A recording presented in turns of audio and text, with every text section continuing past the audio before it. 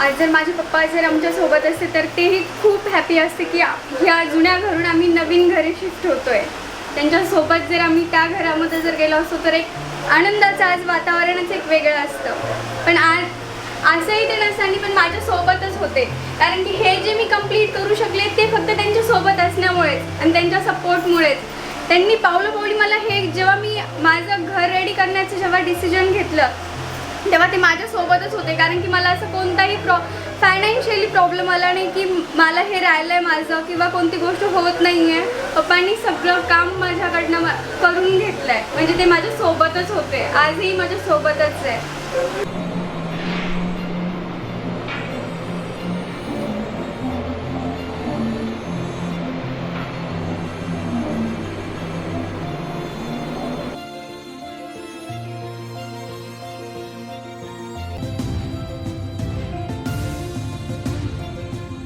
हे आमचं किचन आहे, जिथं आमचं 26 वर्षापासूनचं जे काय स्वयंपाक मम्मीचं असं बनवणं. इथे किचन आणि इथे माझं असं कॉट असायचा.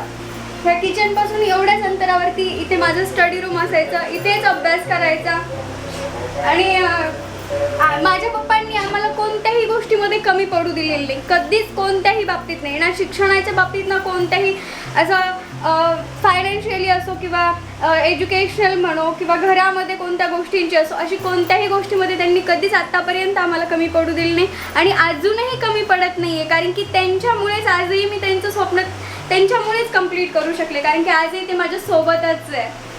इथे माझे बुक्स असायचे आणि इथूनच हे इथे बेड असायचा, ही इथे बुक्स ठेवण्याची माझी जागा असायची आणि इथे बेड, आणि इथेच माझं सगळं जे असायचं अभ्यास करणं.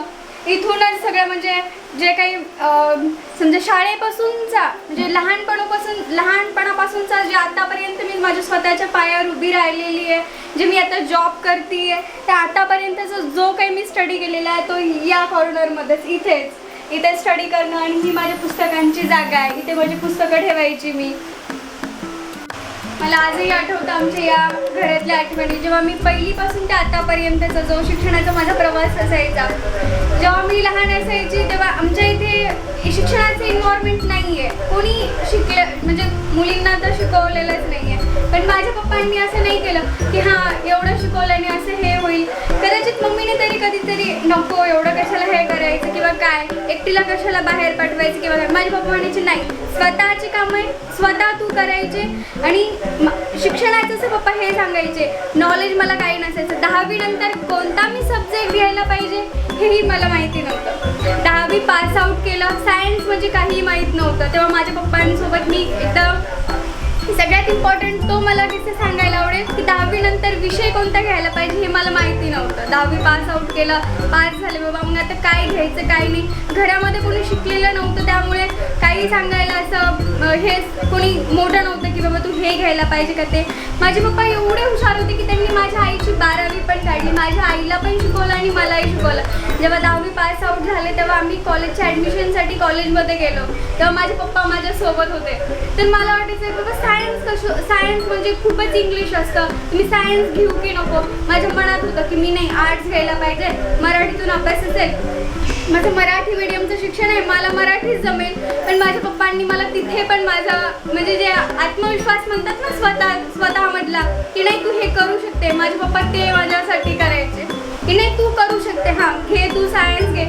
सायन्स फील्डमधनं त्यांनी माझं शिक्षण कंप्लीट केलं. त्याच्यानंतर जॉबची अपॉर्च्युनिटी पण मी आज स्वतः जो जॉब करते तो त्यांच्याच याच्यामुळे, कारण की जॉबचंही त्यांनीच मला म्हणजे पहिल्यापासून मी सेकंड इयरला असल्यापासून शिक्षण पण आणि जॉब पण मला माझ्या पप्पांनी दोन्ही गोष्टी शिकवल्या की वेळ आपल्यावरती कशी येईल हे सांगून नसते, त्याच्यामुळे तू स्वतःच्या पायावरती तू उभा पाहिजे. हे मला माझ्या पप्पांनी आणि आईने दोघांनी पहिल्यापासून दिलेले या घरामधले ते संस्कार आहेत. शिक्षणाच्या बाबतीतले पण दोघांनीही कधीही कोणत्या गोष्टीमध्ये माझ्या आईने पण माझे पेपर चेक करायला यायची माझी आई 8वीला पण असताना. म्हणजे शाळेमध्ये बाबा खरंच का ही भाषण करते ही बोलते, एवढा हुशारपणा म्हणजे असतो हिचा. तरी शाळेमध्ये पण तसं असेल का? एक वेळ माझी मम्मी माझ्या शाळेमध्ये पेपर चेक करायला आली होती, तेव्हा मसुदरीचे जेव्हा कौसेट मॅडम आहेत तेव्हा त्यांनी माझ्या आईला माझे पेपर दाखवले होते. तेव्हा माझ्या आईला माझ्यावरती एक म्हणतात ना विश्वास बसतो की नाही बाबा खरंच माझी मुलगी जे करतीये ते खरंच ती हुशार आहे किंवा या पद्धतीचा तो तेव्हापासूनचा अजून आणखी जास्त जो विश्वास बसलेला आहे. आणि असंच माझ्या माझ्या पप्पांनी आणि माझ्या आईने जो त्या दोघांनी माझ्यावरती जो विश्वास ठेवलेला आहे तो असाच मी समोर नेणार आहे.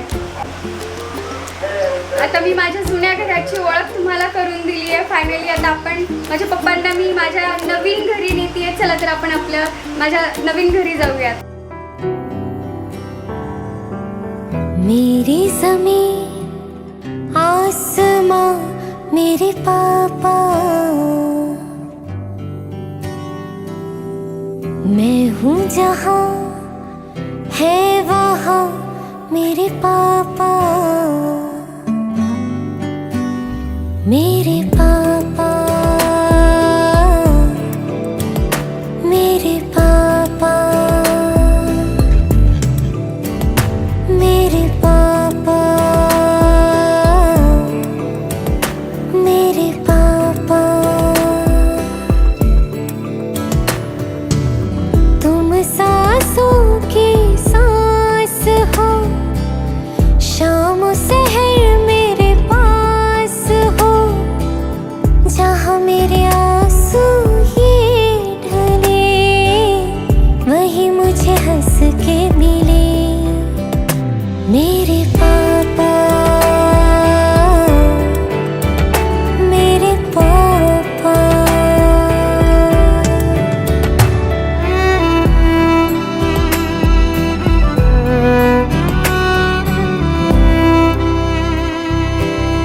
रूठूं जो मैं तुमसे कितना डरते हो.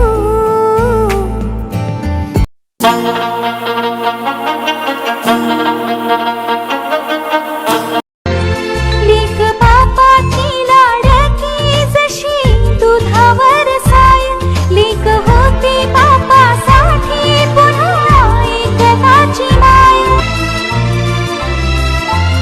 श्रमलेल्या बापासाठी लेक नारळाचं पाणी, लढणाऱ्या लेकीसाठी बाप बुलंद कहाणी.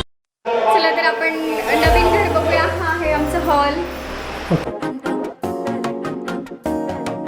சிரிப்போயில்ல மின்னல் அடிக்குது, ஆசை பொண்ணுக்கு அச்சதட்டம் டம் சதட்டம் டம் சதட்டம் டம் சதட்டம் டம். புதுசா ஒரு வெக்கம் முளைக்குது, குடிச்சா ஒரு வெப்பம் அடிக்குது. வேட்டி ஒண்ணு சேலையத்தான் கட்டிக்கிட்டு சிக்கி தவிக்குது. மாலை டம் டம் மஞ்சள் டம் டம் மாத்து அடிக்கும் மங்கள டம் டம் ஓல டம் டம் மோதிப்பி டம் டம் ஓங்கி பட்டிக்கும் ஒத்திக டம் டம். आमचं नवीन घरातलं नवीन किचन. त्यानंतर आपण आता जाऊयात वरती. மோதிப்பி டம் டம் ஓங்கி பட்டிக்கும் ஒத்திக டம் டம்.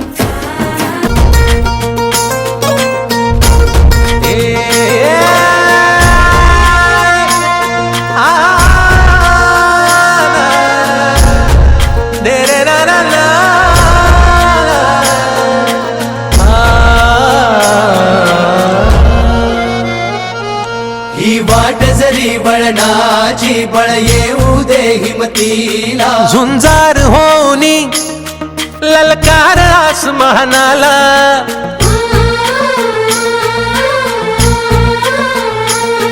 लावून कपाळी माती घ्यायचे पक्षी तिच्या पाठी.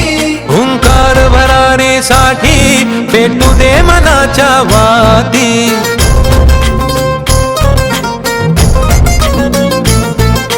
मानमनी अभिमान मनाची शान खुल्या आसमानी, शान खुल्या आसमानी.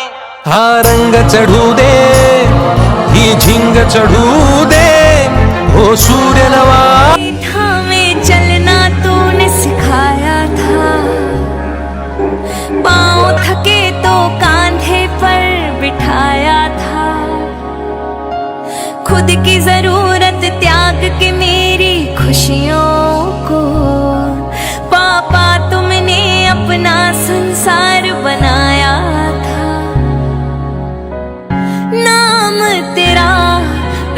जान मेरी नाम तेरा पहचान मेरी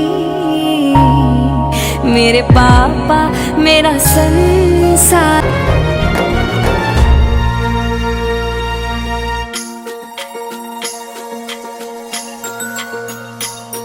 हे ममता मायेची रे सोबतीला मातीचा गंध जरासा घे सोबतीला घामाच्या थेंबा मधुनी अंकुर उगवूनी यावा अंगार नव्या धमन्यांचा रुजवात बनूनी जावा शिवधनुष्य घे पेलूनी सामर्थ्याला वपणाला हा रंग चढू दे ही झिंग चढू दे ओ सूर्य नवा वाळी तेज नवे झळकू दे हा रंग चढू दे ही झिंग चढू दे ओ सूर्य नवा वाळी तेज नवे आज फायनली पप्पांचं घर झालेलं मी तुम्हाला सगळ्यांना सांगितलेले आता मम्मीला काय वाटतंय आज आमच्या नवीन घरामध्ये शिफ्ट होऊन पण बघूया.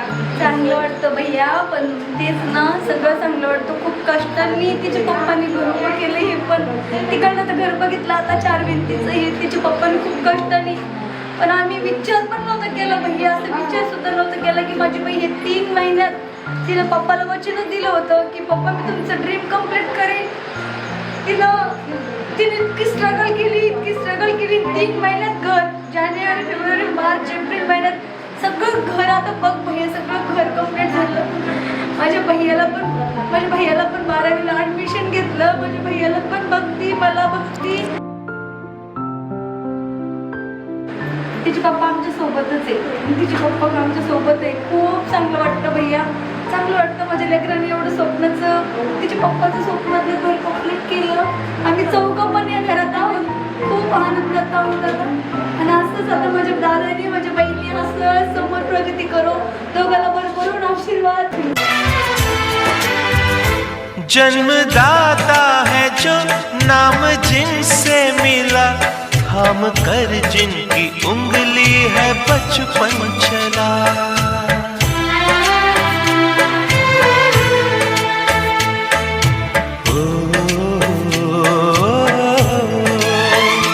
कांधे पर बैठ के जिनके देखा जहां, ज्ञान जिनसे मिला, क्या बुरा क्या भला.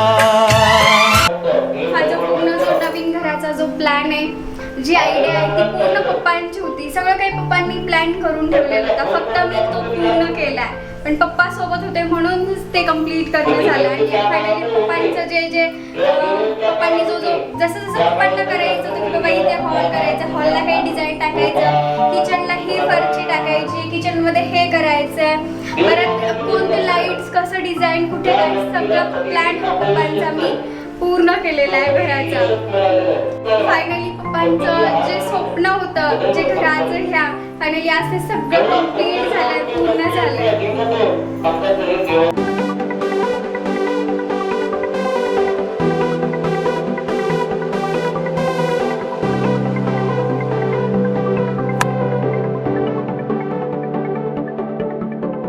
करून अर्पण तुला समर्पण, घरात घरपण मी आज पाहिले.